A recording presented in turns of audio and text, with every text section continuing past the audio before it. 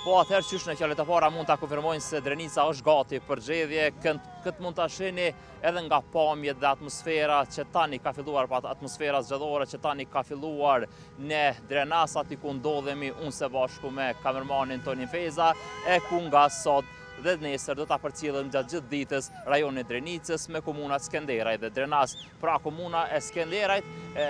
në këto zgjedhje pra e gjejmë më ndryshe se sa zgjedhjet e kaluara ku kryetari aktual Ramiz Ladrovci do të garojë në një listë të pavarur për Drenasin kampion, veç që Partia Demokratike e Kosovës ka vendosur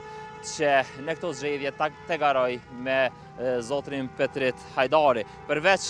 pra zotrit Ladrovci dhe zotrit Hajdari, në garë janë edhe zona Tërdefsi nga lëvizja vetëvendosje, na e bazë nga iniciativa për Drenas e Kosovë, Ajvaz Berisha nga Bashkimi Demokratik, Gazmend Heta nga LDK dhe Beqir Kiçina nga AAK. Në Drenas të drejt vote kanë mbi 58.000 qytetarë, të cilët do të drejtohen në 31 qendra të votimit me 73 vendvotime. Pra si që thash,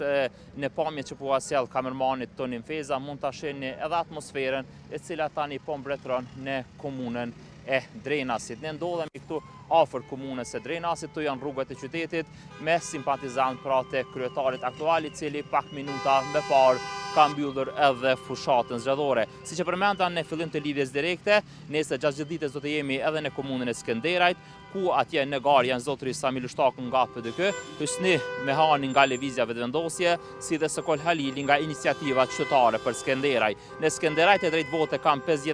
mbi 54.000 qytetarë, ku do të votojnë në 33 qendra të votimi. Në të dy komunat është një qendër, pra është vetëm një qendër e votimi ku mund të votohet me kusht, ndërsa qendrat e votimit pritet të hapen në ora 7 të mëngjesit dhe të mbyllen në ora 19 në mbrëmje. Pra tani siç mund ta shihni, shumica e njerëzve, pra qytetarëve të Drenasit që janë këtu, janë simpatizantë të zotit Ladrovci, të cilët